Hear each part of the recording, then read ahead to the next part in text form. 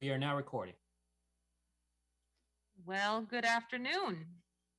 Thank you for being here. Today is Thursday, June 9th, 2022, and this is the Special Finance and Housing Committee meeting. Thanks to my colleagues for making special accommodations to attend this meeting today on a Thursday. We usually meet the first and third Wednesday morning, so appreciate your rearranging of your schedules, colleagues. Madam Clerk, will you please call the roll? Councilmember Herbold. Here. Councilmember Peterson. Madam Clerk, just want to make sure your microphone is on. It's on. Okay, great. Councilmember Peterson. Him here, he's just on mute. I see Councilmember Peterson on the screen. He might just be having some technical difficulties. Councilmember Peterson.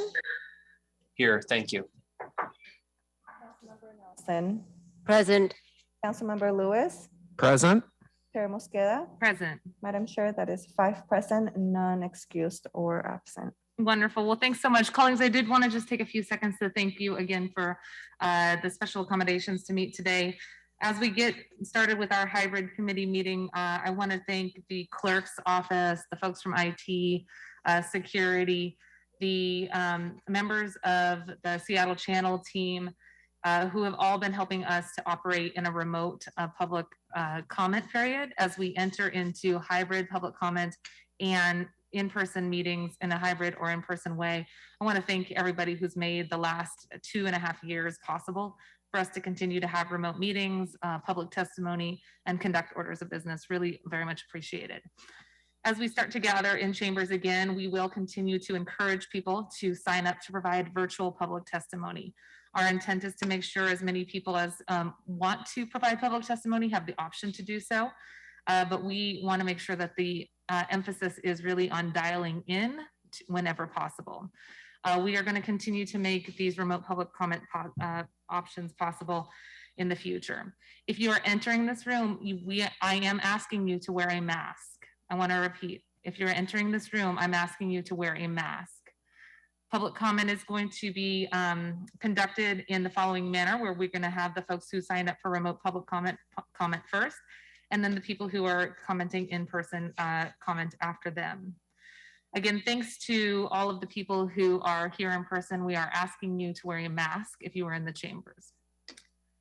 I want to also thank the members of public health who have been working around the clock to make sure that we have the best and possible public health guidance for our community. This is the epicenter in our country for when COVID first hit, and where we have asked people to make accommodations on a personal level, like wearing a mask and socially distancing, making sure that we're staying home as much as possible. And our public health team at Public Health Seattle King County has been working around the clock in partnership with the state level folks to make Washington State, Seattle, and King County one of the best places to have a public health guidance roll out and be accommodated. So I want to thank them for all of their work. As we continue to meet now in a hybrid manner, I want to point to the guidance that was issued in the Seattle Times just a week before we were supposed to go back to these in-person meetings. And the headline said, "Health leaders renew push for indoor masks." It says the state's public health leaders are again strongly recommending all Washingtonians wear face masks as some COVID-19 trends continue to steadily rise. Case and hospitalizations have been increasing over the past 2 months as widespread indoor mask mandates end and Omicron subvariants picked up. Now the reminders from public health carry a stronger message of urgency. This is the time to remind ourselves this pandemic is not over. The Secretary of Health said. They go on to talk about the number of infections that they're seeing, especially among kiddos, and a plea to maintain social distancing, mask mandate habits, and increase immunizations. They also note that immunizations have begun to wane in terms of boosters for folks, especially in BIPOC communities, and the importance of recognizing that not everybody can get a vaccine. This includes everyone who is immune compromised and also folks who are under the age of 5. Not a vaccine available for kiddos under the age of 5 means that many in our community are without the immunity that those who are vaccinated are able to carry. So again, want to thank you all, colleagues, and welcome Councilmember Peterson. We know you were present, but everybody's here in the room now, for continuing to wear your masks in these public meetings. Really appreciate it. And for folks in the audience, thank you for wearing your masks. We have some extra masks out in the front as well. Today, we are going to show what our process is going to be moving forward in the Finance and Housing Committee meeting. All of the presenters are not going to be at the table. They're going to be with us in the virtual room. And we will not have anyone from central staff or any of the departments joining us in person.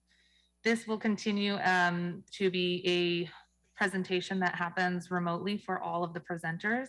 And that even includes for joyous moments like today, where we have a great opportunity to appoint our new director of the Office of Housing, who will be joining us remotely.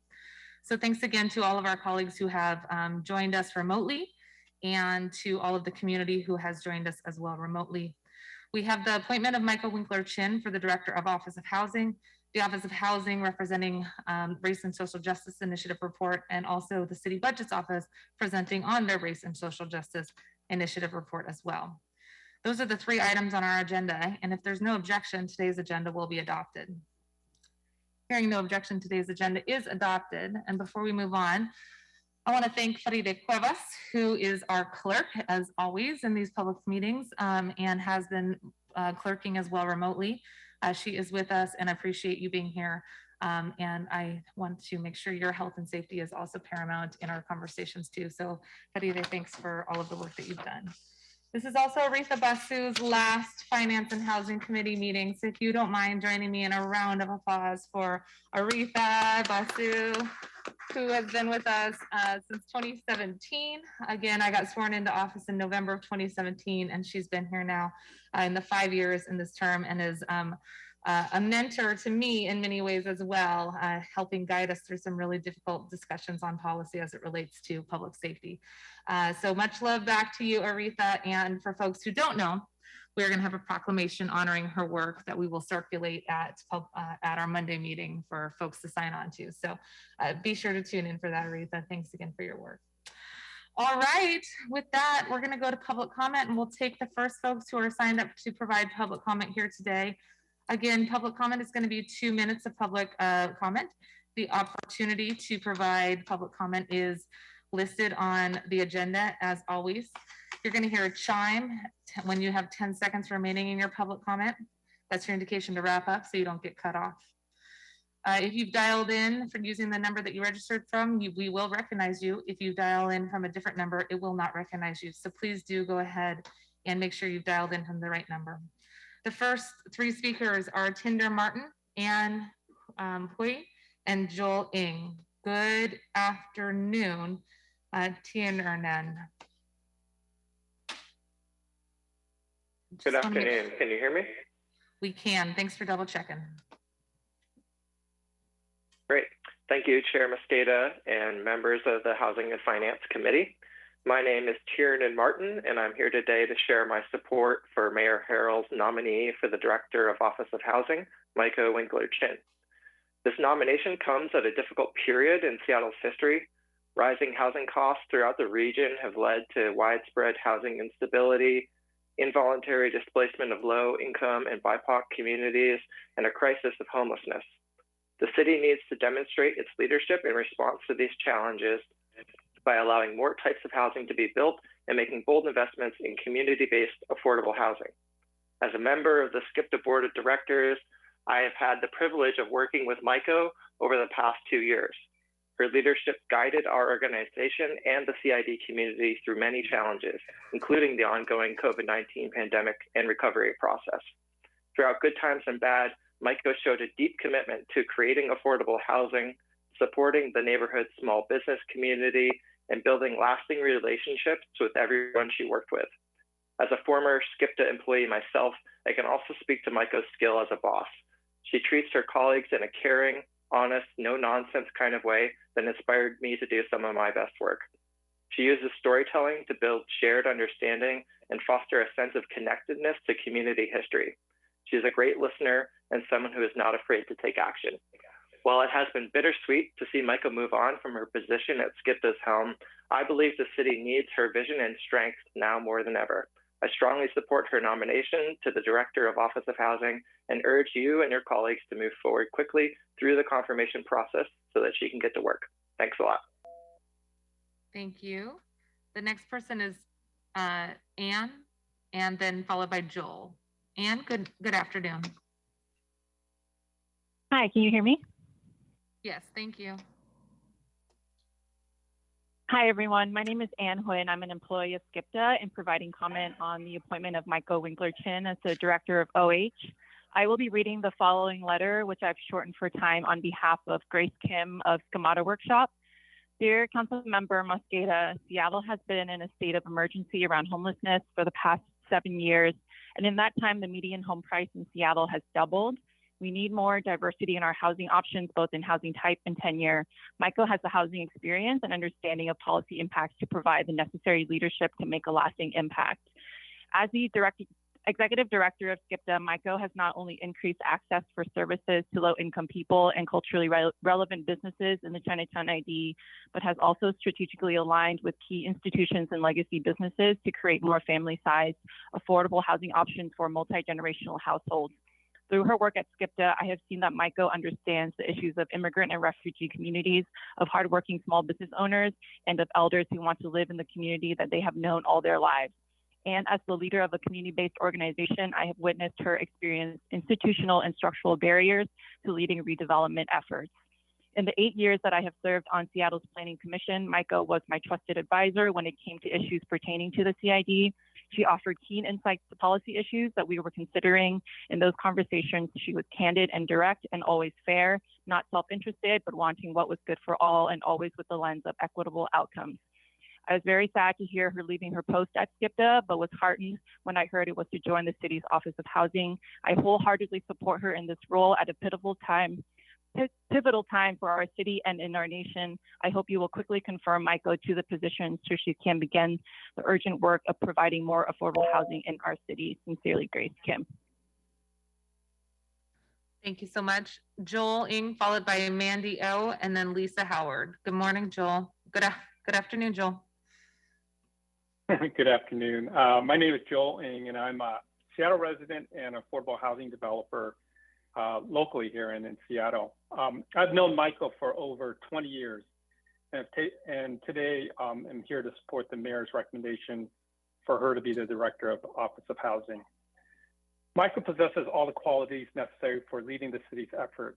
She's unflappable, she's committed, she's a consensus builder, and she brings development experience and community experience to the job, which is critical, and given the issues that are facing the city today. Often seen her over the years when she led SCIPTA, taking the lead and often being a spokesperson for both the neighborhood and addressing community needs. And I see her naturally moving into the role as leader of the Office of Housing, taking on similar difficult issues and certainly not shying away from them. I've known her personally as well, and she's who you see. She does not change her personality when she's when the day is over, which is never over, and I think that's a positive. So there's no hidden agenda with Maiko. She's very upfront with her, not only with how she feels, but certainly her personality, which again is a positive. She continues through the years also to further her education, and even through continued education and also serving on boards both locally and nationally. So she brings a perspective that goes beyond our community here. So for those reasons, I strongly urge the approval of Maiko as the next Office of Housing Director. I think the city is lucky for her to be in this position, and I look forward to her leadership. Thank you. Excellent, thank you. Mindy, followed by Lisa Howard.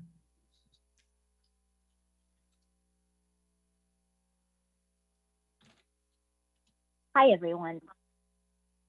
Hi, so I am Mindy Allen, board president of the Seattle Chinatown International District Preservation and Development Authority. I'm so excited to address this committee and speaking out in support of Maiko's confirmation. I've known Maiko for 12 years now through our work and connections in the CID community. Most recently, partnered closely with her in her role as an ED of the PDA in our strategic planning effort. In her time at the organization, she brought the right blend of growth and stability, addressing crises that were unexpected, while building a strong foundation community for residents and businesses to weather and thrive. So she brings a strong commitment to partnership, working with neighborhoods and stakeholders throughout the city, knowing that no single individual organization can go it alone. She's smart, bold, thoughtful, and direct in how she works, not afraid to say what needs to be said and do what needs to be done. She has an acute understanding of how equity and justice-centered development can strengthen our city and neighborhoods, and knows deeply how policy and programmatic decisions at the city can impact our communities, especially our BIPOC residents in Seattle. I ask the committee to move forward with this appointment, and thank you all for this opportunity to speak with you. Thanks, Mindy. Mindy is followed by Lisa Howard and then Diane Sigamora. Good morning, Diane. Or excuse me, good morning, Lisa. I keep saying good morning because our meeting's usually in the morning. Good afternoon. Totally counts. This is Lisa Howard. I'm the Executive Director of the Alliance for Pioneer Square. Thank you for the opportunity to comment today. I'm in support of the appointment of Maiko Winkler-Chin for the Director of Office of Housing. I just want to say quickly, you cannot make a better choice for this work. We partnered with her many times during her time at SCIPTA across neighborhood boundaries. She's a great partner.'s a strong leader, and her willingness to build bridges will makes all of the projects that she touches better. So thank you for your work on this, and thanks for the opportunity to comment. Absolutely. Thanks, Lisa. The last three speakers are online, and then we'll go into the room here, are Diane Sigamura, Jamie Lee, and Patience Malava. Good afternoon, Diane.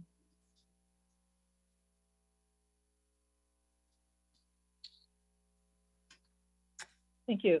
Honorable council members, good afternoon. Can you hear me? Am I unmuted? Yes, thank you so much. You are. Okay, great, thank you. I'm Diane Sugimura. I'm speaking today to strongly support Maiko Winkler-Chin for the Office of Housing Director. I can't think of a better candidate, particularly for these times. Maiko is recognized for her proven leadership in housing and all things related to housing.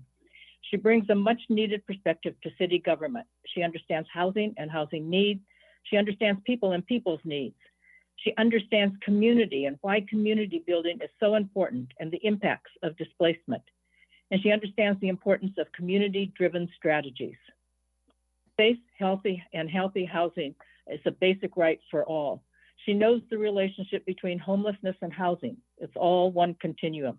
She understands the relationship between housing and small businesses and healthy people and healthy communities. And not only does she know how to get affordable housing built, but how to operate and maintain it safely and efficiently. She understands the importance of rental assistance and how to work with tenants and small landlords in particular. I've known her for many, many years. She helped us shape the comprehensive plan, bringing an equity lens to policy development. Her work on the Race and Social Equity Task Force as we were developing the Equitable Development Initiative was immeasurable. She held our feet to the fire, helping us make sure we had the capacity within the city, had partnerships with other people and organizations, and making sure we had the resources so we could successfully implement the initiative. In summary, she is a creative and innovative leader, a collaborator. She fights for the survival of community, puts racial and social justice at the forefront, and perhaps most importantly, she cares. Thank you. Thank you very much. Jamie, followed by Patience. Good morning, Jamie. Goodness. Good afternoon, Jamie. Hi. Good afternoon. You can hear me? Yes, thank you. Good afternoon. I'm Jamie Lee of SCIPTA, and I'm here in support of Maiko's appointment to the Office of Housing. I'm first going to read a comment on behalf of Lan Shiramizu, a business owner in the Chinatown ID. What can I say about Tita from Wahua that's grown to become one of Seattle's foremost women to watch? That's Maiko Winkler-Chin, a civic leader who combines spunk with aloha spirit. She thinks big, yet is never afraid to dig in and get her hands dirty to move a project ahead. In serving with her on the Chinatown ID BIA board, I found her views to be thoughtful and sensible and expressed with grace and intelligence. Razor sharp and funny, she can also deliver a comeback with precision and aplomb. I know Maiko best as a customer at my former shop, Momo, in the CID. It was always a bright day when she walked through the door with a happy hello, ready to support my small business. I so appreciate that when we closed after 13 years, she invited me out for a drink and chat, understanding the difficulty of the decision. Her heart is as big as her personality. Now this comment is from me, Jamie. I've learned so much from Maiko over the 8 years that I worked with her at SCIPTA. Her passion and commitment to the CID was evident in everything that we do, and she taught me so much about community development, housing, and how to do work in this neighborhood. I'm so excited and proud to see what she is able to accomplish in this new role, bringing her unique perspective to this work. Maiko truly wants to do what is best for this city, and I know that she will. She will bring real world experience as a BIPOC person that has worked in the housing world in this city. Thank you so much. Thank you so much. And Patience Malava, and then we'll go to in the room.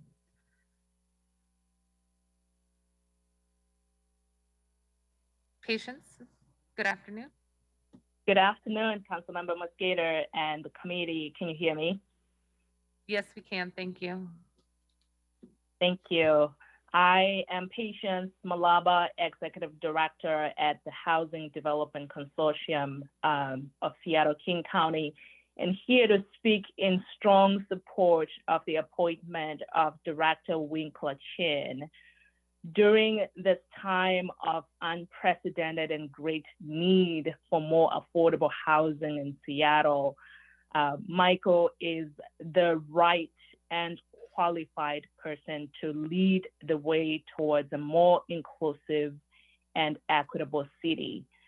As the executive director of HDC, I've had the pleasure of working with Maiko on our board of directors, and over the last 4 years on HDC staff, I've worked closely with her on advocating for affordable housing.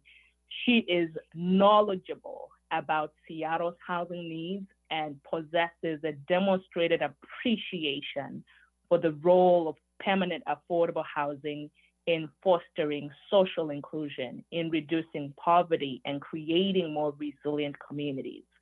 Has strong relationships with Seattle communities that you've heard on this call just today, and that we know and can testify to in community, really demonstrate who she is as a person. Her experience of community-led development and expertise in leveraging city funding and resources will be instrumental in creating affordable housing that benefits all of us as communities. So on behalf of everyone here at HDC and many in our affordable housing community, we are thrilled to see the city move this appointment and look forward to continued partnership with you to address the critical need for affordable housing in our city and in our region. Thank you. Thank you, Patience. Thank you, Patience. That concludes all the folks who have signed up to provide public testimony online. I'm going to call the names of people who are asked to testify in the room. Please do not get up until you have heard your name called. David Hines, you were the first to sign up. Thank you so much for being here. And I'm going to wait to call anybody else's name so that there's not a queue and we just have one person at the microphone. Thanks, David. And we're having folks testify at that one today because the plexiglass is a little higher. I saw some of the public testimony before where it wasn't coming up all the way. So yeah, you need like 2 or 3 as well, so people don't have to line up in the same spot in case somebody doesn't have a mask and they want to be rude about it and bounces back by the time you get up there. I'm going to start your time. Thanks, David. All right. First of all, whoever changed the call-in virtual line messed it up. They put everybody in a green waiting room listening to elevator music, and you cannot listen to any proceedings. So people are like wondering, is this the proper number? So they pretty much just hang up or just can't get through because all of a sudden, while the music's playing, it says *6. So it's kind of cheating the people. Anyway, we don't need any more extremist policies that are judging skin color and discriminating against people because of like a particular citizenship status. We need 21st century housing to alleviate the oppressive suffering throughout the socioeconomics. But you all have redirected a ton of cash from the American Rescue Plan dollars that could solve the homeless crisis and the public safety crisis.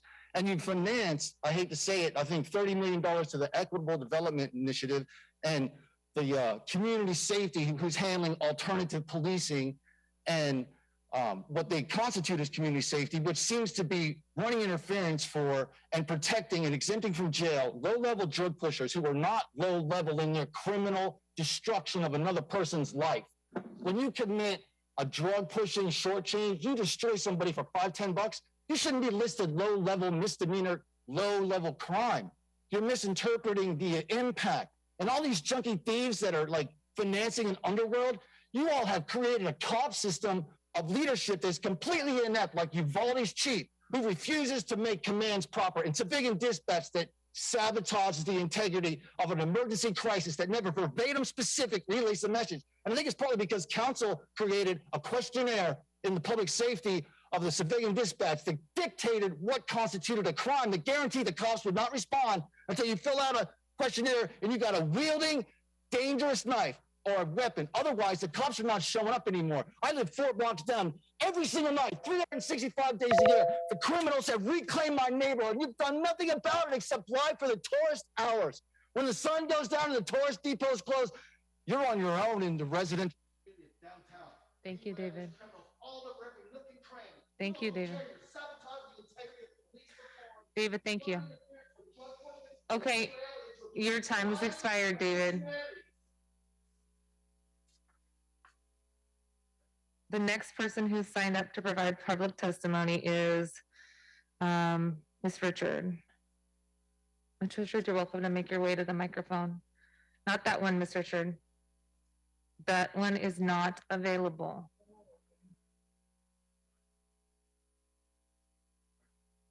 Thank you. Ms. Richards, you have 2 minutes as well. Anyway, my name is Marguerite Richard. And let me offer your time back. I'm sorry I mispronounced your name. Ms. Richard, please go ahead. So anyway, what my concern is that the topic says something about race and social justice. And I'm trying to figure out how that goes into this housing thing. I've been calling. Andrew Lewis is representative of my community. No word about anything that's been going on subject to the subject, because you're talking about housing. And I've been dealing with that, and I've been dealing with this racism and discrimination that I know is illegal. It's unconstitutional. And you have a civil rights office that I could say this unconstitutional also, because this is the 21st century.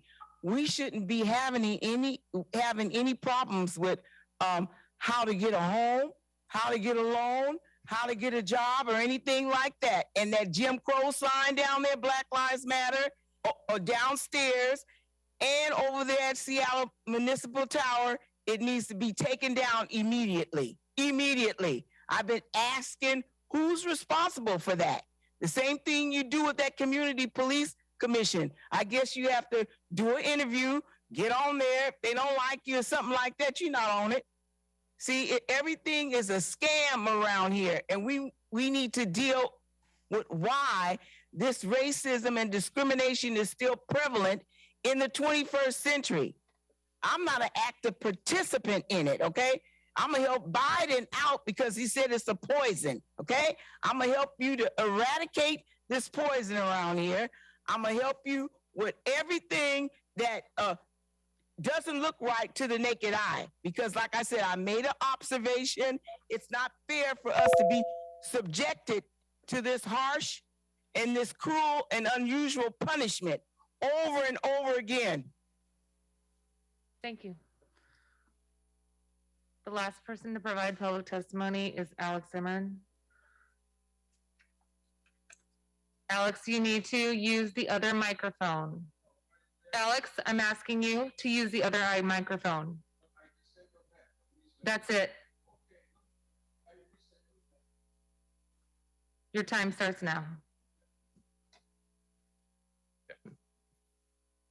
Зихаю. My daughter, damn Nazi fascist mob bandita, in a pure psychopath. So I want to speak about budget for race in social justice. Yeah, and because I live in the city for 35 years, and I'm politically religion refugee. I'm disabled man. I'm minority because I'm Jew. I don't know, social security, very low. I'm old, sick. I don't know, I'm supposed to be qualified by 120% for budget raise in social justice. And I cannot feel this. I don't understand what is going on here.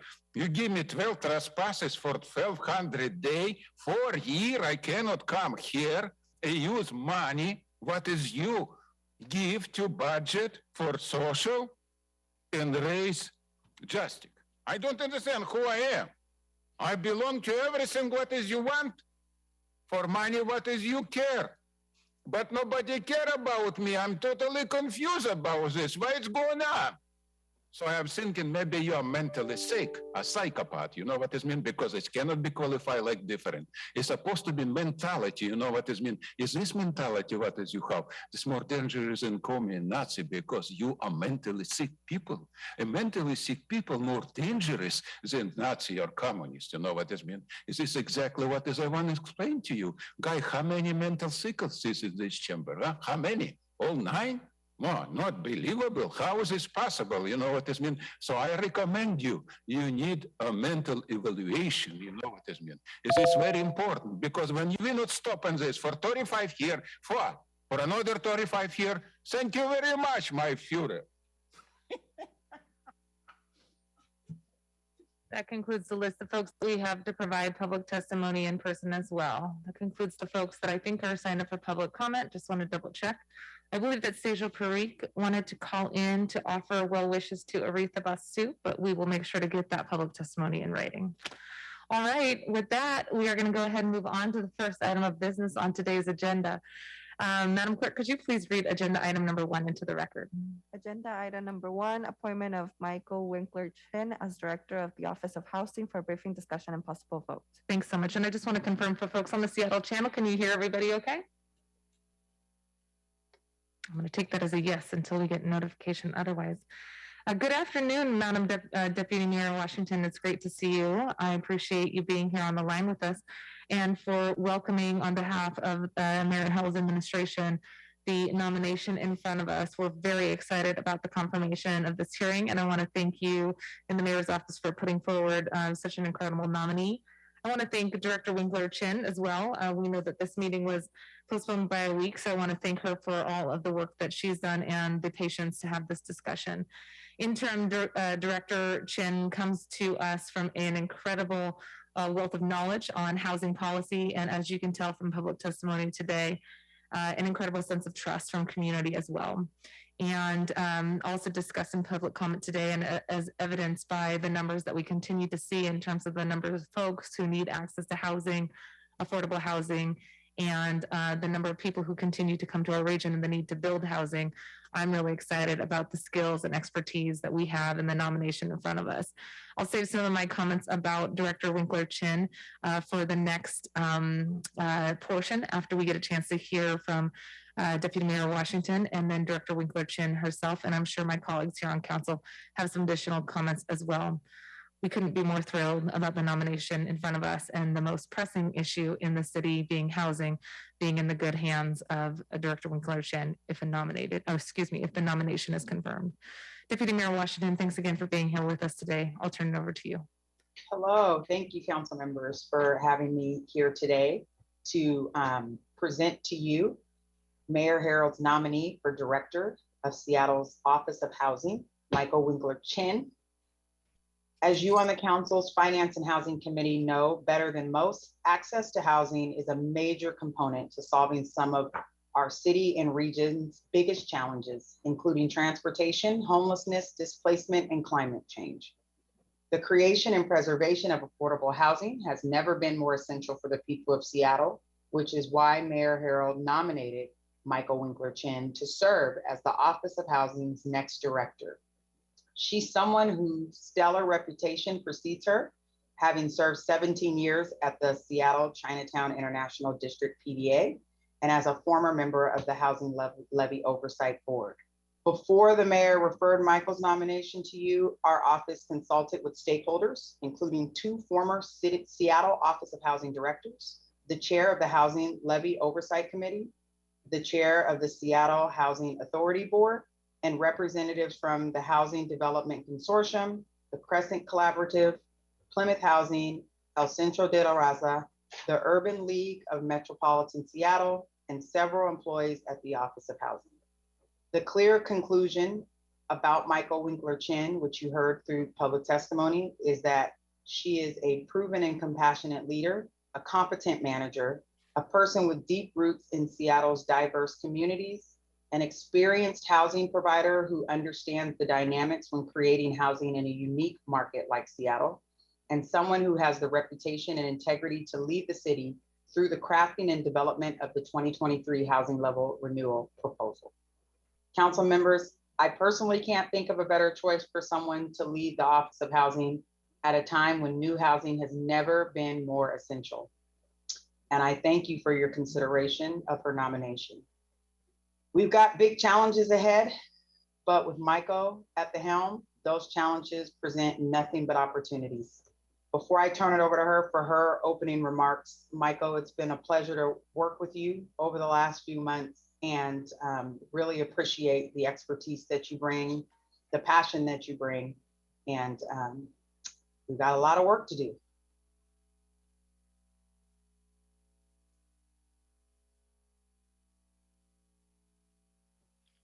Thank you very much, Deputy Mayor Washington.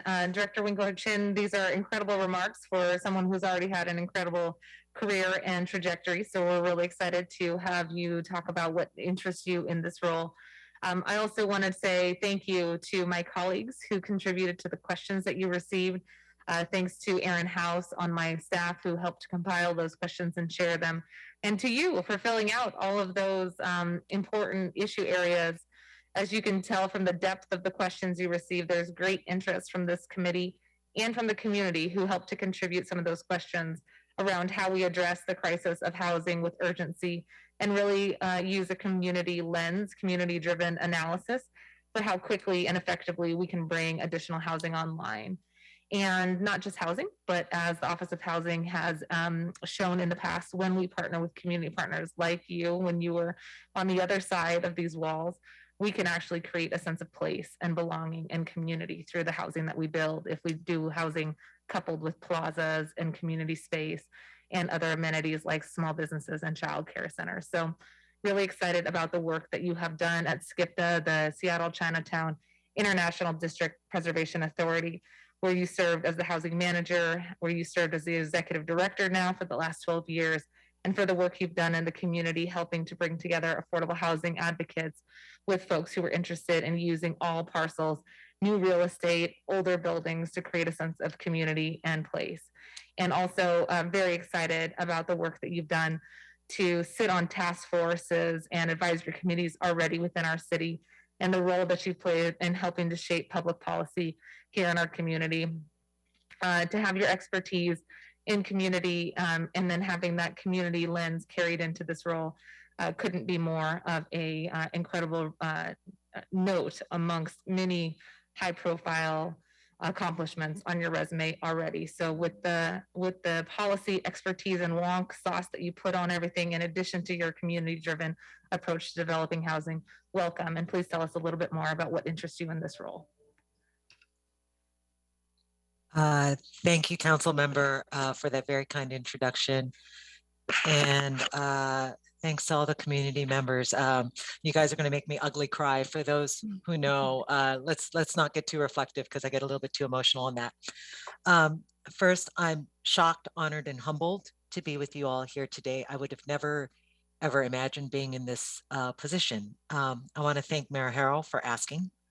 I hope he doesn't regret it. And I know that you all have my resume and have seen the paper version of me, and some of you have worked with me in the past, but I thought it would be good for you to know a little bit about why I'm coming to this job and what I bring to it. So as I was reflecting, and I don't want to reflect too much because I get a little bit too emotional sometimes, at the heart of it, I think if you take care of community, community takes care of you. My mother and I, when we moved to the United States, when I was 5.5, she was 46. We moved from Japan, and my father was in the military. He was retired by the time I was born. But when we moved to America, my mom and I didn't speak English, and we were pretty lost. And we really relied on our community to get us through. So for my mom, that community was the people that were from the island of Hokkaido in Japan, which is a little bit more remote. They speak a very funky dialect of Japanese, not that very pretty Tokyo Japanese. And they helped her get jobs as a dishwasher, as a restaurant cook, as a house cleaner, as a housekeeper. They generally made sure that I tried to stay on track because I tended to wander. They wanted to make sure that I was actually going to graduate from high school and all that. And they helped us both understand, they helped us understand the cultural context in which we were in. In my community were really my school teachers, the kids that I grew up in the neighborhood, that sort of thing. And they really helped explain America to us, just weird things like what the prom was, which is a very American thing, why I should learn how to drive, and actually ensured that I had the opportunity to attend college because my mother had different ideas and didn't think I should be doing that. And I think it's because community was so important in the value that I place on community, which has shaped how I look at the path of my work. To be clear, you've heard a lot from the affordable housing community, and you've heard some people talk about community development. And I am not an affordable housing developer. I'm kind of related to them. So as people that have known me for a while, I'll say that I'm that cousin in community development because we're somehow related. I use some of the same tools that they do, but I come at it from a very, very different orientation. And so some of the housing things that have fallen into the work that I've done is asset management, property operations, and some level of development, right? I've always wanted to work for community and been extremely lucky to be able to do so, both in the Rainier Valley and in the Chinatown ID. And the Chinatown ID, I will say, is a very good teacher. You learn a lot of things while you're working in that community. And I've had great mentors and great support around me that really help show me just what the work needs to be and how we get work done. I had often thought that maybe I'd end up working sometime in the city as the daughter of an immigrant. You know, working at the city seems safe and stable. And so that was my mother's dream. But honestly, I never imagined I could end up as a director of a department, much less the director of the Office of Housing. So if confirmed, I have the privilege of being in this job at this very specific time when the need for housing is great, as you yourself had just said, where homelessness and public safety are the biggest concerns of city residents, and our staff and our partners, especially those that work on the ground, have been through very, very trying times. And if confirmed, I look forward to working with you just as I have been with some of you for quite a while now. I think you've heard from some people that said I'm pretty authentic. I think that's the nice way of saying whatever it is that they're saying. And honestly, I think as Joel Ng had referred to, I don't think I could change who I am at my core, even if I tried. I do like to learn new things, but the inside of me is pretty well locked in.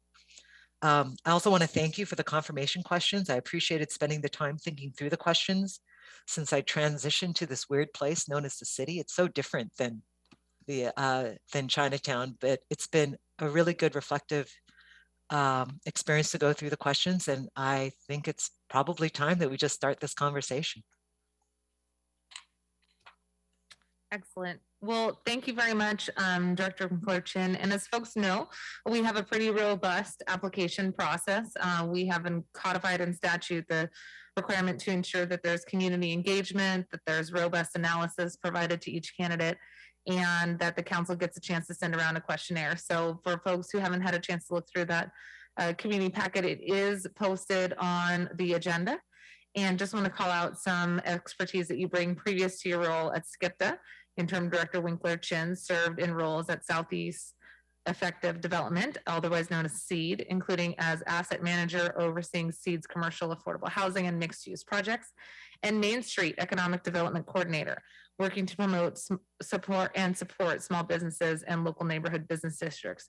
Also served as a member of the Community Development, Transportation, and Planning Advisory Committees, as well as other national and local boards such as the National Coalition of Asian Americans. I want to also note, Asian American Pacific Islander Community Development and Seattle-based Crescent collaboration. Thank you for responding to all of the questions in our questionnaire. There is a host of questions that you already filled out, so I'm just going to ask a few more and then see if many of my colleagues have any additional questions. Thanks to the response where you noted the importance of bringing the development lens to this role, focus on housing and. Can you talk a little bit about what housing and means and what we can see in terms of the priorities that you bring to this work, since you mentioned you're not just focused on developing affordable housing, it's housing and. What does that mean in the near term for us? Thank you for the question, Council Member. I think for me, housing and is really, geez, I think I might be stealing a phrase from the Housing Development Consortium, actually, because I think they had a series with that. Sorry, patience. For me, because of where I've done my past work, it's never just about the housing. It's really about the ground floor, commercial spaces and all that, and how they intersect with the greater community and what's the added benefits you can get from just the housing. So as the city of Seattle is making an investment in the housing, what else do we need to think about for the residents that are living there in the building, for the residents that are living around the neighborhood? How do they interact with the building? Because I think the residents of the neighborhood really are looking at the other opportunities that the building can provide. So in some of the work that my organizations have done in the past, it's small businesses, it could be a clinic, could be a branch of the Seattle Public Library, it could be community centers. And our city honestly is very, very expensive. So you should be thinking about maximizing the space that you have. So what is it that we should be bringing to this? And I think in the Office of Housing, we're really, really good at building the housing, but it's really thinking a little bit, well, what else could be there? What else should be there? And who is it that holds that information? So go over and speak with the people on the floor that's next to us, which is the Office of Economic Development, or go and check in with the people over at OPCD, or just figure that out, right? What else is it that we should be doing there? Great. So that's a little bit of my lens on that. Wonderful. I'm just going to look around real quick to see if there's any additional questions. Please go ahead, Vice Chair Herbold. Not so much questions, just more observations and appreciation for some things that I saw in the packet materials. But before I go into that, I do want to just mention that one of our testifiers today spoke to the long hours that Maiko spends working on Office of Housing obligations, and I can definitely speak to my own knowledge of that. I emailed her in return in response to an email that she sent me last night. I think it was probably after 11 o'clock at night. So definitely a hard worker and committed for as long as I've known her, which I think has been a lot of years now. Really appreciate the strong support for using affirmative marketing in every Office of Housing funded project. Before coming to the city, really appreciate the work in helping us develop affirmative marketing programs, and appreciate the willingness to push in this area to find out why there is some resistance to these policies, and how we can work together with developers and owners to improve the policy and strengthen it and have more people participate so that we can really meet our critical anti-displacement goals.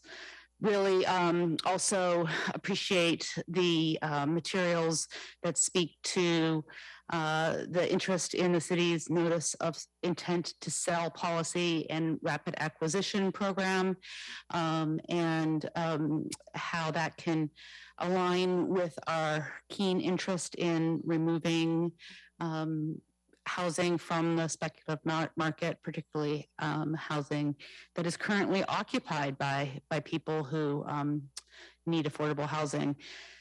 And, we know that there are new opportunities with the changed legal landscape that may allow us to strengthen this policy moving forward. So really look forward to working on that in the upcoming year. And then lastly, just want to plug an issue that I think I've mentioned before. We really want to see more affordable housing developed in West Seattle. There's a coalition of community organizations there that have been advocating for years to try to attract development. OH's reports show that investments in affordable housing have been concentrated in a handful of areas and not so much in West Seattle. Really appreciate that the response to the question about this challenge really points to the areas of opportunity in the comprehensive plan and in the housing levy development to create more equitable geographic spread throughout the city. And as it relates to a sort of a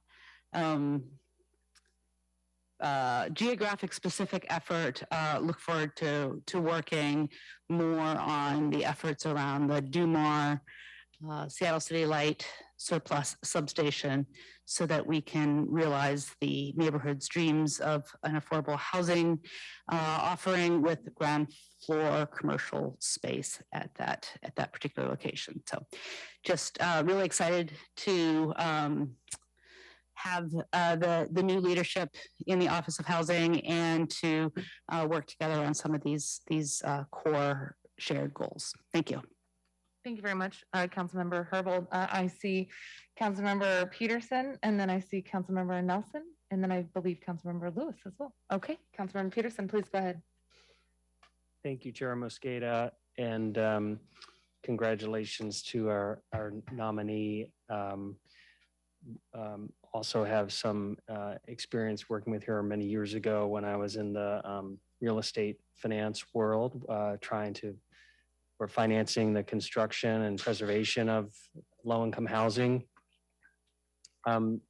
Today, obviously, homelessness is the crisis top of mind for everybody in our city and has been for a while. And so I'm very interested. I'm really glad that that Mayor Harrell structured Deputy Mayor Washington's role to be looking at both the Office of Housing as well as addressing homelessness. And so for presumably the new director of the Office of Housing, just wanted to hear more about what your connection will be with the King County Regional Homelessness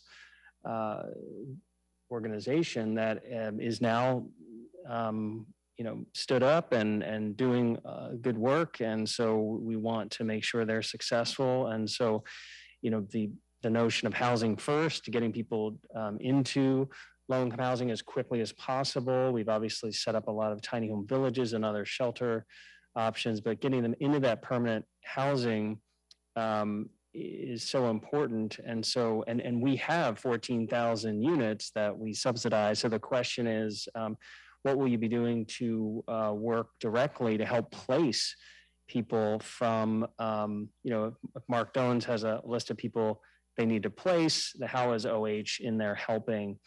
And then a second question is, in terms of asset management of the portfolio and work enabling those nonprofits that operate that housing that we subsidize, how are we making sure they're opening their doors to people experiencing homelessness and filling up all their vacancies so they're all 100% occupied?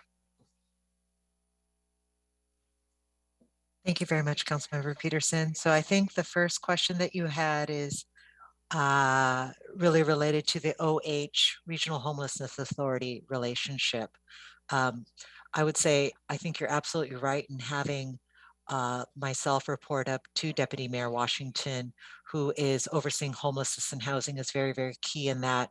I think in the time that I've been here, which is a little bit over, I think it'll be 3 months next week, that has been a big focus of the work and just understanding what role the Regional Homelessness Authority plays, what is our role in that relationship, and just trying to build a relationship and understanding what the different processes are for getting for meeting everybody's needs related to the homelessness crisis that we're in, which kind of goes back to the second question, which you have, which is really about the asset management portion in the portfolio.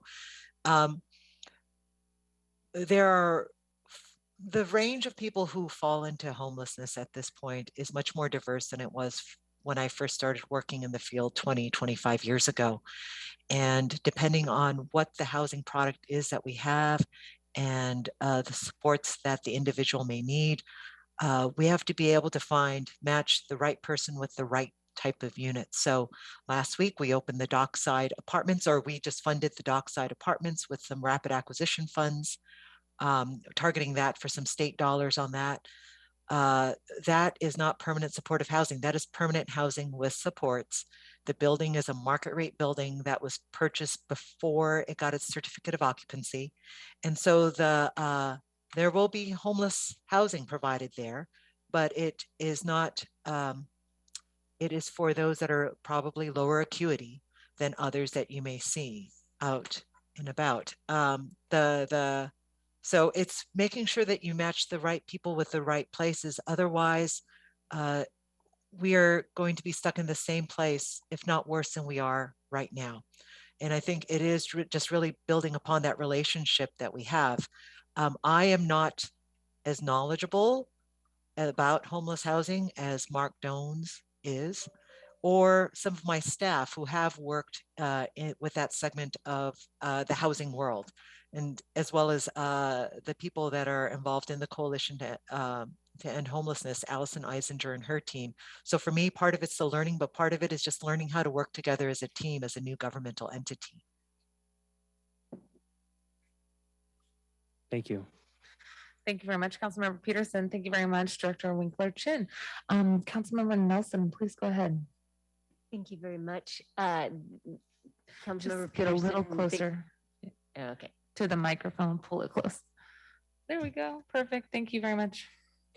Councilmember Peterson asked one of my questions, so I will pass. And then I do have a question about permanent rental assistance as a support that I've just become aware of, but I can have an email exchange rather than taking up this time to talk about it. Thank you. Okay. Thank you so much, Councilmember Nelson. Director Winkler-Chin, anything off the top of your head on that topic, or you want to do a follow-up on it? Follow-up? Okay, no problem. Thank you very much, Councilmember Nelson, and feel free to copy us if you'd like to as well. Councilmember Lewis, please go ahead. Thank you, Chair Mosqueda. I don't have a question, but do just want to state that I'll be obviously voting in favor of the appointment today, and I'm really excited to vote to confirm Director Winkler-Chin.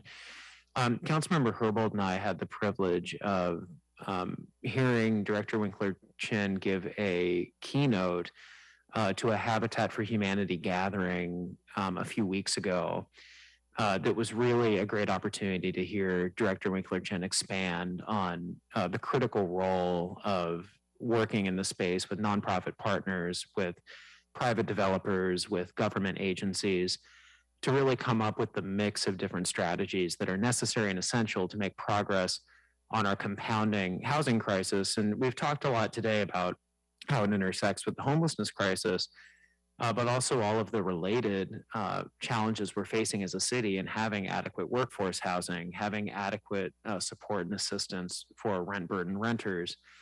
And I was really impressed with Director Winkler-Chin's presentation at that event, and really look forward to having more opportunities like that to avail myself of the service knowledge and dedication that she's going to bring to this job. So I did just want to lift that up as we're here to vote to confirm, and just say I look forward to working on many projects in my district and beyond with the director. So thank you.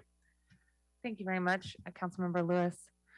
And I'm going to go back to Councilmember Nelson for a follow-up question.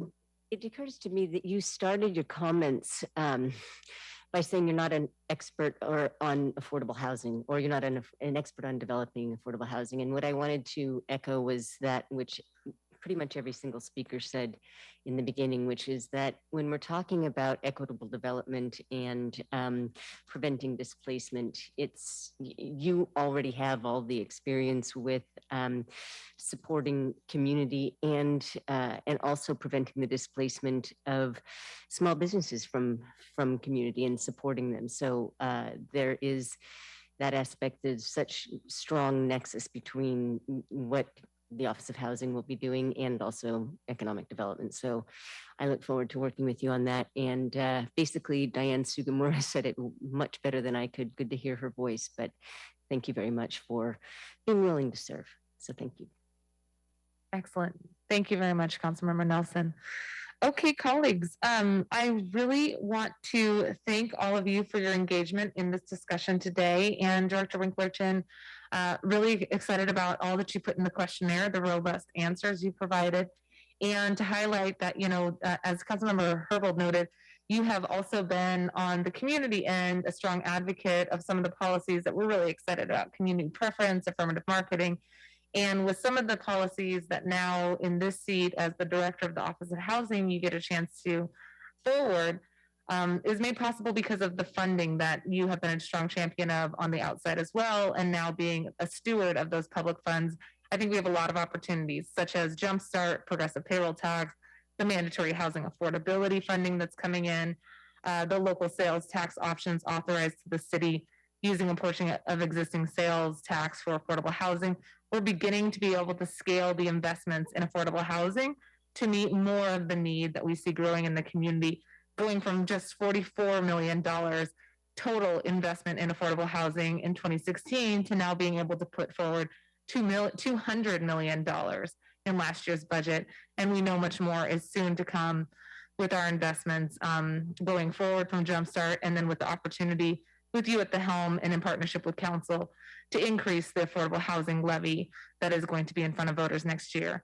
Anything that you'd like to say in conclusion as you reflect on the opportunity for advancing some of the progressive policies that you've been able to help champion on the outside, and now being on the inside, the priorities that you see in the near term to put those dollars into action as we think about moving forward on this confirmation?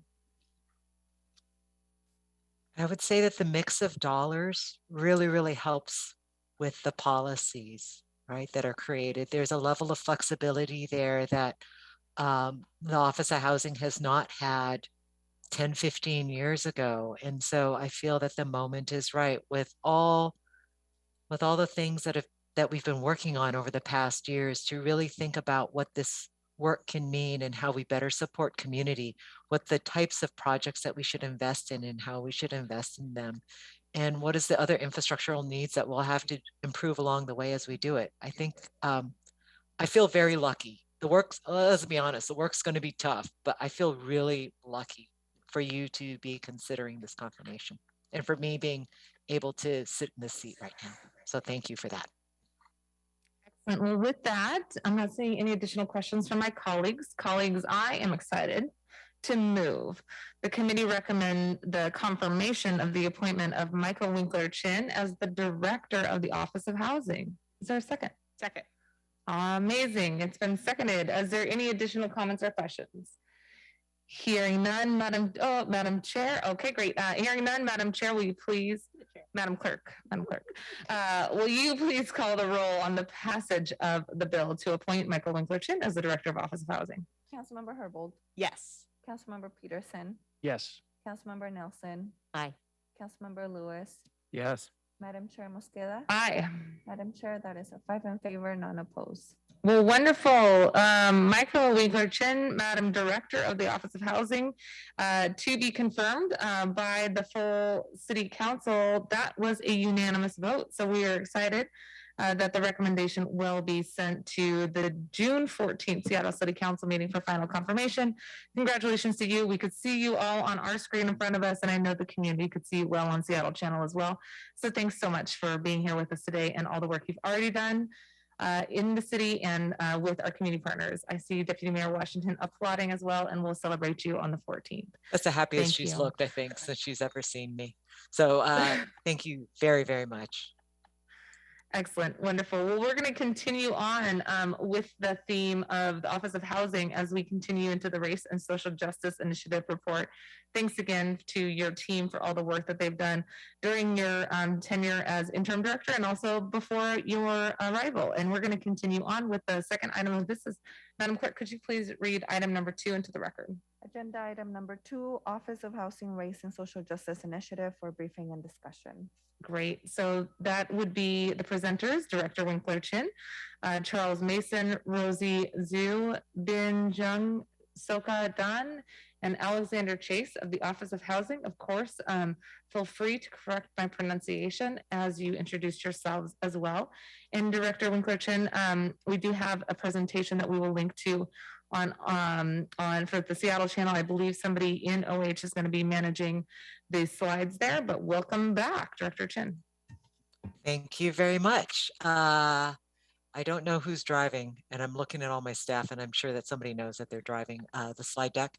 I gotta say, some of my best conversations at OH are with the change team here. I've really enjoyed those conversations, and they've been working at it way longer than I have. And so I'm just going to turn it over to Charles, who's ready to go.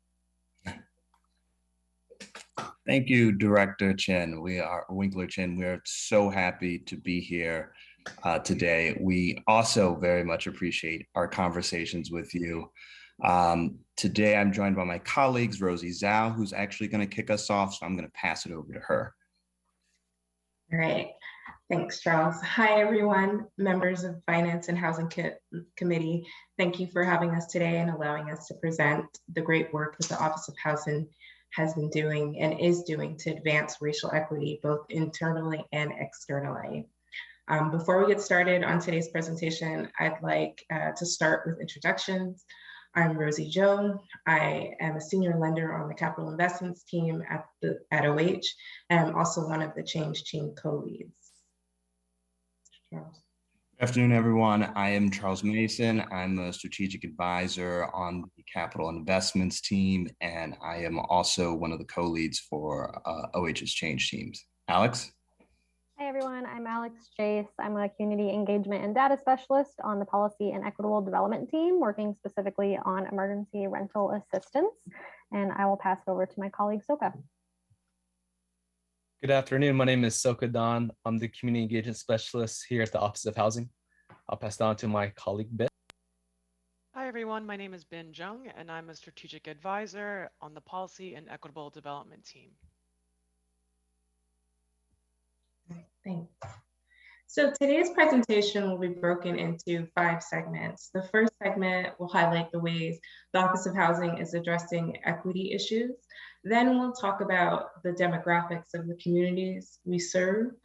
And then we'll take a look at the investments in affordable housing, followed by an update on policy and programs. And lastly, we'll finish up by sharing what OH is doing to build organizational capacity in the community. At the end of the presentation, there'll be time for questions.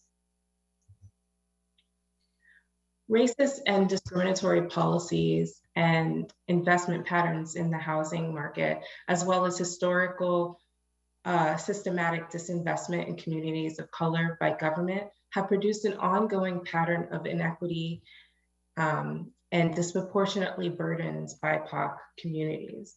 OH seeks to address this in a few ways. One is the way in which we invest in affordable rental and home ownership. And what this looks like is partnerships, through partnerships OH has with community-based organizations, providing technical assistance to help them achieve the goals of their organization. Another way is through our affordable housing policies and programs. An example of this is our community preference program. And lastly, but not least, supporting organizations rooted in BIPOC communities. An example of this is providing pre-development funding for homeownership projects sponsored by community-based organizations with experience working with historically marginalized communities. Next, my colleague Charles will share some demographics. Charles. Yes, thank you, Rosie. I think it's important for us to take a step back and identify who actually lives in OH funded housing. So we have 60% of our rental households are BIPOC, 72% of those households are extremely low income, that's 30% of AMI, 42% of those are special needs households. And I should point out that 30% of AMI is roughly $27,200 for a single individual, or $38,800 for a family of four. And we also want to highlight our home repair, weatherization, and home ownership programs. 45% of homeowners who are receiving home buyer assistance are BIPOC households, and 58% of those households in the HomeWise program are 30% AMI households. And if we take a step back and look at this as with the larger context of the demographics of Seattle, 34% of renters are BIPOC, 55% are white, and 10% are Hispanic. And for homeowners, 24% are BIPOC, 72% are white, and 4% are Hispanic. Next slide, please. Just as you're transitioning to the next slide, I'm going to ask to pause real quickly. If Seattle channel, if you could pin the person speaking so that the projection shows the speaker, that would be fantastic. Right now, council chambers is pinned, and I want to make sure that the actual speakers are getting a chance to have their presentation broadcast. All right. Thank you very much, Charles. Now I see you as pinned. Please go ahead. All right. Thank you. So now that we've talked about the demographic data, I think we should highlight some of the organizations that OH is funding. In particular, if we look at our rental program for the 2021 NOFA, that's Notice of Funding Availability, we funded 15 different rental new development projects. And of those projects, 6 of them went to BIPOC or BIPOC-led organizations. So that's about 40% of the projects that we funded this year. And I'll note that that is up from our 2020 funding round, which was about 25% of BIPOC or BIPOC-led organizations.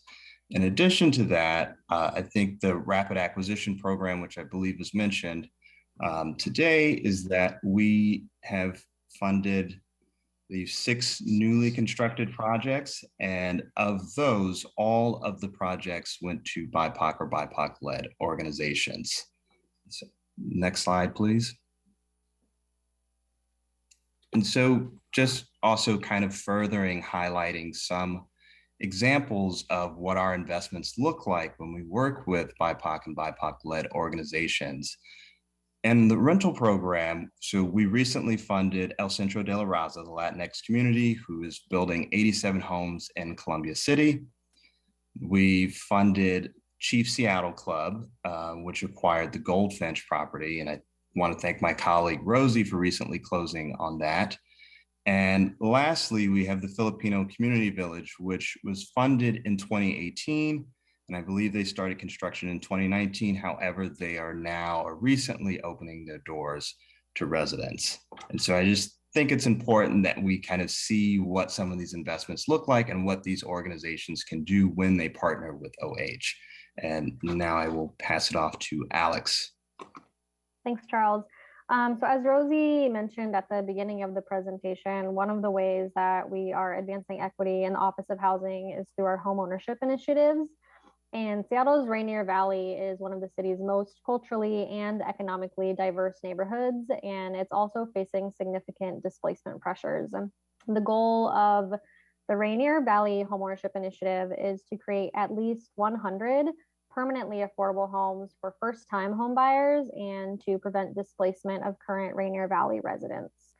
This is being done through the acquisition of surplus property along the light rail that was utilized for construction staging purposes and which was transferred to the city at no cost to develop permanently affordable homeownership.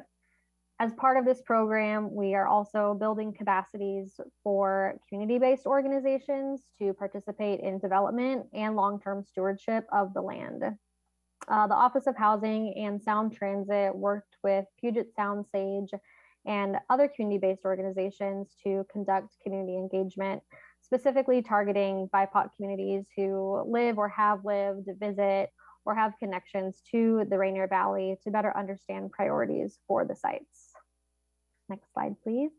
And so in addition to all of the other initiatives we've spoken about, we also had the opportunity to respond to COVID-19 with emergency rental assistance from funding from the U.S. Department of Treasury. And between July 2021 and March 2022, we've distributed over $30.1 million to over 7,000 households. In order to do this, we've partnered with United Way of King County and numerous other community-based organizations. The CBOs that we are partnering with are largely BIPOC-led and serving BIPOC communities. This was an intentional decision with the goal of directing resources to BIPOC communities because these communities have been most impacted by COVID, the pandemic, and historically racist policies. The majority of the heads of households that we've served through our emergency rental assistance program identify as people of color, and 34% identify as white. To put this in comparison to overall Seattle demographics, according to the most recent data available, which is from the 2014-2018 5-year American Community Survey, Seattle's general head of household population is 62% white and 38% BIPOC and or Hispanic. So through the emergency rental assistance program, we're meeting our equity goals by serving significantly more households of color compared to Seattle's general population. And then the folks that we're serving through this program also are largely people with low or extremely low income. So our largest demographic served is households who make less than 30% of AMI, which at the time of the collecting the data and determining AMI, one person that was $25,100, and for a 4-person household that would be $35,800. And I will pass it on to Soka. Great. Alongside the COVID-19 rental assistance program, policy and programs, I'm here to talk about 2 other policies and programs we have, or Notice of Intent to Sell and also our Clean Heat program. The Notice of Intent to Sell is a preservation program focused on providing early notification to sell naturally recurring affordable housing to the city, affordable housing providers and tenants. The city, in partnership with community partners, can use the notification information to evaluate properties and deploy a range of property preservation tools, including incentives and acquisition. This notice can also help residents seek tenant protections and relocation resources if necessary. Currently, OH is in the process of reviewing gaps in the program with the goal to make it more accessible and equitable and responsive to community needs. Secondly, the Clean Heat program. It's a relatively new addition to OH's suite of direct assistance program alongside our weatherization and our home repair program. The oil to electric program, also known as the Clean Heat program, it's a free program focused on converting oil heated homes to an electric heat source. And this helps reduce energy costs and help the city achieve its carbon reduction goals. Since 2018, OH has completed 56 OTE conversions in single family residences. Most of these households, as I mentioned about the weatherization program, also receive weatherization services because we leverage Seattle City Light funds after the conversion. Outreach and engagement is focused on environmental justice in the BIPOC communities of the Duval-Mission Valley, Beacon Hill, and Rainier Valley. Recently, the Clean Heat program received $1.3 million from the payroll tax fund for the expansion of the program beginning in 2022, and the goal is to convert 125 single-family homes each year. Next slide, please. Over the past 2 years, the Change team has continually engaged in racial equity reflection and visioning, resulting in concrete ideas on how to further our work and prioritize racial equity in the Office of Housing. This work began with our previous director, Emily Alvarado, and we are excited to have the support of our new director, Maiko Winkler-Chin, in the next stage of committing the work that the Change team has led throughout the whole office. Thank you. And next, I'll pass it on to my colleague, Ben. Thanks so much, Soka. So continuing on our policy and programs that are focused on equity, I wanted to highlight our community preference policy, which has been in effect for the past year or so. So our community preference policy allows affordable housing developers that are constructing affordable housing in high risk of displacement neighborhoods to set aside a certain percentage of the units for a specific preference. The preference types that we've identified are folks that previously lived in the neighborhood, folks that currently live in the neighborhood, or folks that utilize services or have community ties to the neighborhood. And this preference policy came out from community. It was an ask from community members and advocates to have this right to return policy to try and fight displacement, and to bring folks who had been displaced or previously lived in the neighborhood back to these places. So to date, we've had 2 rental projects follow through and implement community preference, and you see them on the screen here. We have Gardner House that is located near the Mount Baker Link Light Rail Station, and we have Jackson Heights that's located in the Central District. And both of these buildings implemented 50% of community preference, did thorough affirmative marketing, and both were successes and hit that 50% goal. There are stories of folks who lived in the Central District who moved out to King County and were able to come back and live in Jackson Heights. And so we're really looking forward to continuing this policy as it applies to both rental and home ownership programs. Next slide, please. And then lastly, I wanted to talk a little bit about the capacity building of organizations and the support that the Office of Housing is providing these groups. So we've identified a couple of opportunities and organizations that are deeply rooted in BIPOC communities throughout Seattle, and we're using our funds to help them either scale up their current operations or to reach and serve more community members. We have an example here of Service as a Lifestyle. They are specifically building up a database of homeowners that are at risk of displacement, working with their existing deep contacts and knowledge of homeowners in the Central District and assisting them with resources and information. We're also working with the Central Area Collaborative.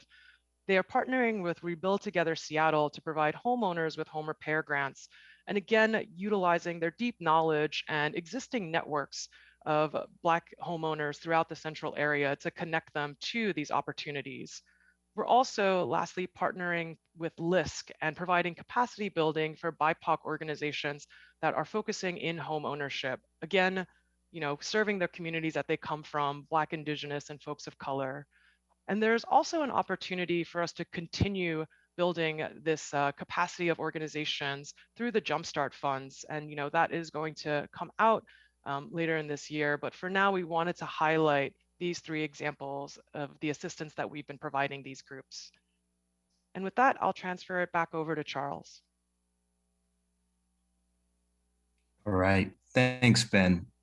I think I will just end by saying, I think myself and the other change team members cannot stress enough how excited and happy we are for Director Winkler-Chin's confirmation today.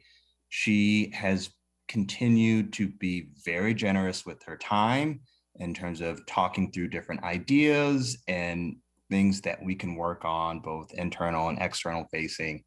And we look very much forward to continuing to doing this work with her. And so on that note, I will end and offer an opportunity for any questions at this moment. Well, thank you all very much for the presentation today. And I also want to extend my appreciation to all of you for your generous time and flexibility given last week's reschedule. We're really excited about the work that the RSJI Change team has done, and your note of not only appreciation, but strong recommendation for Director Winkler-Chin is just so much appreciated. And I think that will really seal the deal over here. So thank you for helping to round out some of the policy considerations that you are currently working on and how those are really driven by your commitment to race and social justice. Colleagues, are there any questions for members of the RSJI Change team? Okay, I am not seeing any questions. I want to thank you again for your presentation and really note that the Office of Housing's mission and the vision and everything that every policy that OH touches on is how we, I think in this city are going to be able to ultimately see changes to undo the historic racism and inequities that we saw embedded in housing policies in the past. So thankful for all the work that the RSJI Change Team does within the Office of Housing and for our city at large. And greatly appreciate your presentation today. Please feel free to reach out anytime that there's anything that you'd like us to consider or bring up. And Erin House in our office as well, as you probably know, is our lead on everything housing. And I see Director Winkler-Chin giving a huge round of applause, so I will join her. Thank you for all the work you do, and we will see you all very soon. Anything you'd like to add in closing? Thank you, Chair Mosqueda. Thank you, members of the Finance and Housing Committee. Excellent. Thanks so much. We will see you soon. Please pass on our appreciation to your entire teams. Okay, Madam Chair, let's read item number 3 into the record, please. Agenda item number 3, City Budget Office Race and Social Justice Initiative for briefing and discussion. Excellent. Thank you, Madam Clerk. This is the opportunity to hear directly from the City Budget's Office Race and Social Justice Initiative work. We have with us today Director Julie Dingley from the City's Budget Office, Jeanette Blankenship, Miguel Jimenez, Rhoda Sheikh, William Shen, and all of this is, these are representatives from the CBO. I wanted to thank Director Dingley for her interest in having this presentation today from the members of the CBO team. We have not actually had a City Budget Office Race and Social Justice Initiative presentation before. And earlier this year, we asked the CBO director if there was any interest in doing that. And Director Dingley noted a strong interest in doing so, despite having never had an RSJI presentation from CBO before, said that they'd like to very much do that and initiate the process in a very transparent way. So we really thank you at CBO for your interest in this and for engaging in the RSJI presentation here today, and for all of the work that you've done in partnership with our office to move towards a really transparent system and collaborative engagement with CBO. This is a huge part of that joint effort. So with that, I want to thank all the folks who are on the line here today. And who would you like me to hand it over to? Director Dingley is trying to get in. I wonder if our IT friends can help her. Sure, great. Director Julie Dingley is coming in the line here. And as we do that, maybe I'll make a quick public service announcement as folks are joining into our screen here. Just as a reminder, today was a special meeting. So the usual course of business is the first and third Wednesday of every month. That means our next meeting is actually next week already. We're going to have a meeting next Wednesday at 9:30 a.m. That's June 15th, and we'll have on there a few items from the Jumpstart Community Driven Housing Fund, the WASDOT Royal Brom lease, and the HSD standalone grant ordinance. So again, we won't miss a week between meetings. So we'll see you all next Wednesday. But before we do, we have Julie Dingley with us, and I am excited to have Director Dingley in the Zoom room. I just want to make sure that the audio or visual is working if desired. And Director Dingley, we are thrilled that you're here. Feel free to come off mute or your video if available. I know we're all dealing with new technology as we move to a hybrid system. So I can see you're off mute. Please go ahead. Thank you, Councilmember. Can you hear me okay? And we can see you now. So yes, we got both. Excellent. I'm wondering if someone's available to share the screen or if you need us to share. Sorry, Madam Clerk, what was that? Madam Clerk is going to share on our end. Excellent. Thank you so much, Madam Clerk. Well, Councilmember Mosqueda, thank you so much for having us. And thank you for that warm introduction. We are so excited to be here with you today to share updates from the City Budget Office's Race and Social Justice Initiative work. From the jump, I want to convey that as a core principle, we are building off of efforts that have been done for a long time, work that's already underway. Our office is relatively new to this space and how we have organized, but we are aiming to add depth to the progress that has already been made citywide. And I joined the city in 2018, and in my 4.5 years with the city, the budget office's work around RSJI has completely transformed. So I couldn't be more proud and excited to be before you today. Great, I see that our presentation is up, so I'll keep my opening remarks quick, but I wanted to highlight that CBO's work is unique in this space. You heard from the Office of Housing just now and how they are building programs and direct interaction with the community, and CBO is the recipient of a lot of that work. And so a lot of our work focuses on how do we take in the work from departments? How are we holding departments accountable to ensure that that's happening?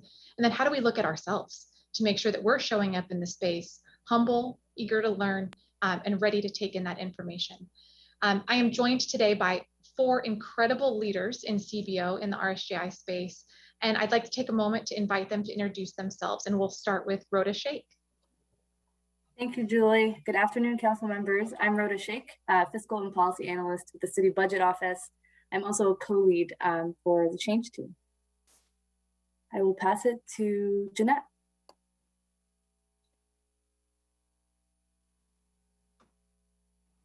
Thanks, Rhoda. Jeanette Blankenship, Deputy Director in the Budget Office. I'll pass it to Miguel. Good afternoon, council members. Miguel Jimenez. I am Fiscal and Policy Analyst in the Budget Office, and I am CBO's Change Team Co-Chair. And William Chen. Hi, good afternoon, William Chen, Fiscal and Policy Manager for City Budget Office. Great, thank you so much. And it's also so exciting. Typically, council members, you hear from just me, and it is so exciting that we have my team members here today to be able to share this work. So today we're going to walk you through several items. So if we can go to the next slide, please. We're going to start out with some grounding anti-racist principles and RSGI truths that we keep top of mind as we enter into this work. We're going to walk you through race and social justice in our budget changes, the overall budget process changes that we've implemented, some internal changes that we've worked on internal to CBO, our newly formed change team and the change team's work plan that was just got its big stamp of approval and vote in the last month, and RSGI and budget development and evaluation. We have a draft rubric we're going to walk you through that has been, in addition to our collaboration with CBO and OCR, it's a product of that collaboration. So we're going to talk you through all those elements as well. So first, if we go to the next slide, please. First, just some groundings in the anti-racist principles and RSGI truths that we discuss within CBO and then also with department finance managers in the areas that, these are where these ideas show up for us. So the 2 that we wanted to highlight, one is gatekeeping. And this is persons who work in institutions often that function as gatekeepers to ensure that institution perpetuates itself. By operating within anti-racist values and networking with those who share those values and maintaining accountability in the community, the gatekeeper becomes an agent of institutional transformation. So this is what I was talking about at the jump from how do we show up in this space and make sure that we are letting in, we are not being an inappropriate gatekeeper. And then truth number 4 that shows up here as part of something that came out of OCR is that we're all part of this picture and none of us asked for this, but we all have roles to play. And the full link to all of the RSGI truths that's developed by OCR are linked here as well. And in this one, it's that it's not possible to live in the United States and not experience the impacts of colonial racism, structural racism, and other intersecting forms of oppression, this is unearned advantage or disadvantage of our life, on our lives rather. And none of us are responsible for the past, but all of us are responsible for the present and to some extent for the future. So with that, can go on to the next slide. And here, pass it over to Rhoda. Thank you very much. Thank you. So to give you an overview of how the Budget Office centers equity and race and social justice, we ask departments to submit an assessment of equity impacts with any budget requests. So the questions that you see on the slide is what they respond to. How does a budget ask impact racial equity? Is it impacting historically disadvantaged communities? Does it have negative racial justice impacts? And if so, what are some things that you've considered to mitigate that? And then it also touches on, language access needs. So is the proposal, incorporating, does it have a language access plan component to it? And I think it's important to ask, these questions for many reasons, but it's especially a great opportunity for departments to reflect on how they're engaging with equity, how they're engaging with disadvantaged communities in our city. And it also gives the budget office an opportunity to be clear in our commitment to in centering equity in the review and analysis process of each budget proposal. And so these kind of 3 questions are, have a double effect in some ways. It's a point of reflection for departments, and it's a great information for us to have in our, deliberation process as we review those budget asks or requests. Go to the next slide. So another point of equity and inclusion is in the way that the budget process is crafted within departments. Historically, the budget process has been a closed off one where senior level staff are involved in the crafting process. And so that raises a lot of equity concerns. And so the budget office, we've been actively thinking about what our role is in making the budget process more transparent. What is, our role in reducing the barriers for city staff at all levels to have access to the budget crafting process and to be more knowledgeable about the budget process and what's included in their department's budgets. So one way that we've taken action on that is to encourage departments, finance teams to include equity leads within their departments and change team members in the budget crafting process. And so one way we've kind of facilitated that is to create a tool where they could assess their transparency, and we'll cover that later in our presentation. But we've been actively thinking about what we could do to run a more transparent process and into a more equitable one.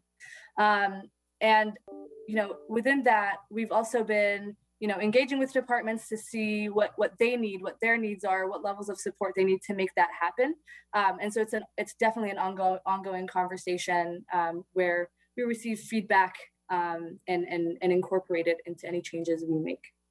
So that's just a look at the budget process. CBO's also been working on internal changes, and I'll pass it on to William to cover that. Thanks. Right, so we've also made internally focused changes for CBO. And first on that, we established a new CBO change team. And that was to sharpen our focus on the equity issues that are directly in CBO's sphere. We adopted a change team charter to give our new change team the structure to continue working over time. And we elected co-chairs, Rhoda and Miguel, who are presenting, and you've already met, and stood up a core team with members representing each division in the department. And we created an annual work plan through discussion with CBO staff to direct our energies and increase engagement of staff on our hardest state priorities. Now, we also took a critical look at our hiring procedures. So here we updated our job postings to remove barriers. In particular, we revised the language and the criteria to focus on talent and alignment with our mission, rather than just looking at previous experiences and educational background. CBO also now promotes more actively to underrepresented potential applicants by, for example, reaching out to policy schools that are at HBCUs or universities with high Latinx populations. And also get that these changes have resulted in a more diverse staff, both ethnically and with the experiences that they bring to the table. And on the next slide, I'll pass it over to Miguel to speak more about the change team. Thanks, William. So, CBO's change team is a relatively new change team. And as part of my role as co-chair and Rhoda as the other co-chair, we have attempted to establish a unique culture for what fits our department. I'm going to go a little bit out of order here.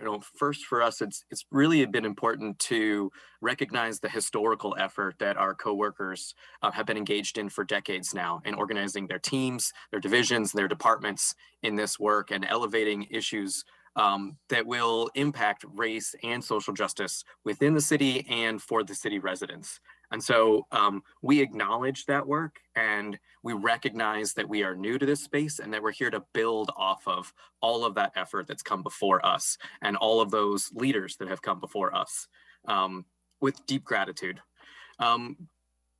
For our department, we are established in a strict process, the budget process. And so for the change team in particular, we've been building a culture of experimentation, one where colleagues can bring new ideas to the table and we can discuss them together. One where we can listen to finance managers, directors, staff members from across departments in the city to hear what their thoughts are and receive their feedback and build these new ideas into how we can change these kind of internal bureaucratic processes, but in ways that really impact equity in measurable outcomes. And finally, we recognize that our role in this process is really aligned with being the stewards of the city's resources here, and our ability to bring an equitable analysis into that conversation is really one of our chief responsibilities. And so we discuss that and press upon that with our colleagues and try to figure out how we are sharpening our own internal ability to reflect and analyze this work so that we can deepen the city's equitable outcomes, both across the internal structure and as well as externally for all of our residents. Next slide, please. Thank you. So over the span of several months, our change team met to discuss what our work plan priorities are. And so we've identified 3 areas that we're actively working on. The first is creating or establishing an internal equity forum. So the idea here is to create a system of holistic analysis that we could use during the budget process. Our main kind of goal is to just have a holistic analysis at the beginning or beginning stages of the review of the budget review process. So currently, budget analysts focus on their specific department portfolios, and we make recommendations accordingly. And I think the hope is to have a holistic view at the beginning stages where analysts have an overview of the citywide asks. So that's the first item. The second is identifying equity indicators. And I think the goal is here, we want to be able to answer the question of how do we know that we're doing an equitable job within the city? And how are we measuring our progress in centering equity? And so there are a lot of ongoing efforts in the city to standardize data collection on demographics, our innovation and performance team within the budget office is working with various departments to help departments create a way of a standardized way of collecting that data. And so that same team is helping us craft tools, specific tools that budget analysts could use in our analysis process. So we have a way of measuring equity in sort of kind of a program evaluation scope. And then the third item is working on what is the budget development evaluation rubric. So I mentioned earlier that CBO in collaboration with OCR, collaborated on a self-assessment tool that departments then use to assess their transparency levels, their level of budget transparency within their department internally. This specific item is working on enhancing that tool using the feedback that we've collected from departments at the end of last year. So those are our three main items, and I will pass it on to Jeanette to cover the rubric in detail. Thanks, Rhoda. So I'm going to share a little bit more about more of the context for the budget development evaluation rubric and what it is. After we received the department input in the summer of 2021, so last year, the budget office and the race and social justice team over at OCR debriefed together these responses. We want to understand both where departments are in considering racial equity in their budget changes and what resources would be helpful in defining and understanding, like what does progress look like? How can we better define this? So the Race and Social Justice team at the Office for Civil Rights developed a rubric inspired by the Continuum on Becoming an Anti-Racist Multicultural Organization. And the Continuum was adapted for kind of budgeting purposes to considering resource allocation, ranging from a closed process where just a few decision makers are engaged to a more transformational process. And along that continuum, you get to kind of transactional to racially inclusive to structural change and finally transformational. The rubric was developed by our partners really to guide conversations, right? So what does progress look like? Who's asking that question? So thinking about how we engage our race and social justice advocates like equity leads and change teams here in the city, as well as department leadership and finance teams in the budget office. So in this year's budget development process, as we look ahead to 2023 and 24, the budget office asked departments to try using the rubric during the budget process, asked them to provide feedback on how it was applied, how it could be improved or made clearer. I want to recognize, different departments are at different places in their budget development process when that request was made. And I think the most important thing is like, this is not a solution of itself, but it's a framework to start having these conversations. And we know we're going to continue to build on the progress of the past to really have an anti-racist approach to how we think about the city's resource allocation. We anticipate learning from how the rubric is implemented and want to continue to refine the resource to really meet departments where they're at and help define what progress looks like. I'll go to the next slide then. All right, so we want to close this time by recognizing the deep partnerships that this work requires. This is not just a city budget office presentation, but really given our team's role in advancing the goals of the city, this is about how we partner to push for progress. So I want to highlight just a few of the partnerships that have helped advance this work. So it wasn't mentioned here, but the very last meeting that the budget office had before anyone went home in this pandemic back in March 2020 was a training for the budget office held in partnership with the Office for Civil Rights. And so since that time, since we all said this is the last time we're in person, and throughout the pandemic, we've continued to partner with the Office for Civil Rights. Last March, we provided a training for finance managers across the city to provide more context for our work and train on the anti-racist principles and RSJI truths that Julie opened us with. And then Rhoda mentioned that we held feedback sessions with the departments. And we were able to provide a training for the RSJI Summit in January, which OCR said was one of the highest attended presentations at that summit. Last year, I also want to highlight that we partnered with the city's Workforce Equity Planning Action Committee to develop a staffing equity tool and develop questions for departments to consider. They can consider these questions during budget development, thinking about how they approach engagement, how they heard from community, how they thought about WIMBY investments.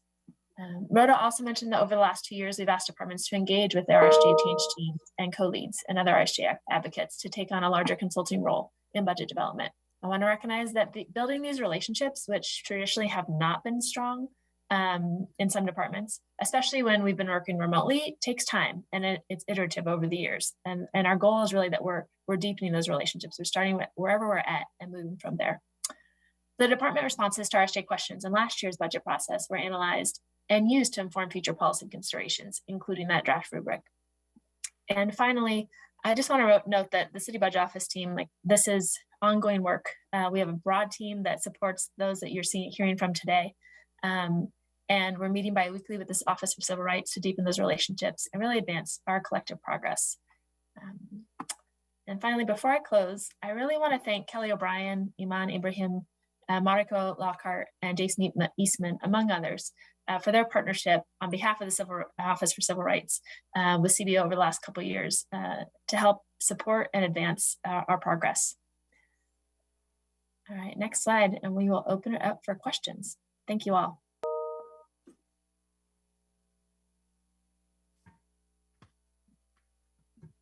Wonderful. Thank you so very much. I want to thank all of you for the presentation today. I want to make sure that folks can hear us okay, because my screen appears frozen. So if you are still on there, oh, there we go. I see Jeanette smiling. Thanks, Jeanette. Thanks to everybody who presented today. And thanks to your entire team, because we know that there's probably more folks who made this work possible. So please pass on our appreciation. And again, to Director Dingley, thanks for your interest in this. We know that this has not been done before on behalf of CBO, so really excited about your leadership and your interest in making this a routine practice to have the City Budget's Office Race and Social Justice Initiative team present. Are there any questions or comments for our RSJI change team from CBO? Vice Chair Herbold, please go ahead. Thank you so much. Just a real quick question. I think it's a clarifying question. On one of the slides, you wrote about creating an internal system of holistic analysis to use during the budget process. Is that the rubric that you developed and then asked the departments to use? Is that what you're referring to there? Take this. Thank you, Council Member. So those are two different aspects of our work plan that we're focused on right now. The internal forum that we're discussing is something that we do at a high level at the budget process on a regular basis. Obviously, we must consider the budget process holistically, but at the analyst level, we look at our individual departments within our portfolios. And occasionally that creates kind of a siloed approach to budgeting. And so our goal within the change team is to build a secondary forum for analysts to do cross-cutting work to look at issues that impact various departments and how we can think more equitably about the entire budget process holistically and not focus simply on the departments in our portfolio. The rubric that we went into detail on is an opportunity for us to support departments across the city as they develop the budget on their side before it gets to the city budget office. And so when the departments build their budgets, it has traditionally been a relatively closed process. And we don't believe that creates equitable outcomes. And we are working with those departments and being advised by OCR on how to build a more transparent budget creation from the department level. The rubric is kind of a tool to measure where departments are right now and where their goals, what their long-term goals will be for the future. And then to be a starting point for a conversation on what do we need to get those departments to that end goal? What are the resources they need? Not necessarily monetary resources, but just support, information, knowledge, education. What can we do as partners to build a more transparent process? That's really helpful. Thank you. And I think it just emphasizes the potential transformation under this particular department and with the work that you're doing, because you touch the work of every department of the city with the budget process and with your shepherding of the department's needs. And then as it relates to the external piece, you're working with residents in the city who have different needs from different departments in the city as well. And so there's, again, a lot of power and a lot of potential for transformation with the work that you're doing, and I really appreciate it. So thank you. Any additional comments or questions? Okay. Any additional closing comments from you, Director Dingley, or anyone from the RSJI change team? I just want to say, echo Jeanette's thanks to the partners that helped get us to where we are today. There are many people that took a lot of time to educate us as a team, and we are indebted to that time that they gave to us. And we're just so excited, frankly, that the team in front of you is, the CBO change team is sort of a misnomer because it's really the whole office. It's been a really incredible experience to see it come together and play a role in it. And so I'm just deeply, deeply, deeply proud to be here and really excited about the work and grateful for the opportunity to share the incredible progress we've made. I also want Miguel, William, Jeanette, Rhoda, anything else that you guys would like to add? I just want to thank you for this time and opportunity to lift up the great work that all of my colleagues have been doing. So thank you. Excellent. Excellent. Well, thank you all again very much for your presentation today, and we'll continue to look forward to getting additional updates from the RSJI change team and from all of you. If you ever feel like you want to reach out on anything, we're always available. Sergio Parikh in our office is the lead liaison on all budget related issues, and we're happy to continue to engage with you all either in committee or at any point. So just let us know. Thanks so much, Director Daly, and thank you all for joining us today for this inaugural RSGI Change Team presentation for the CBO.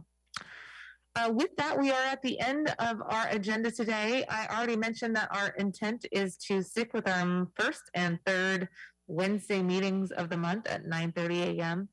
And again, that is next Wednesday at 9:30. At that time, we will have the Jumpstart Community Driven Housing Fund discussion, the WASDOT Royal Bond lease legislation, and the HSD standalone grants ordinance.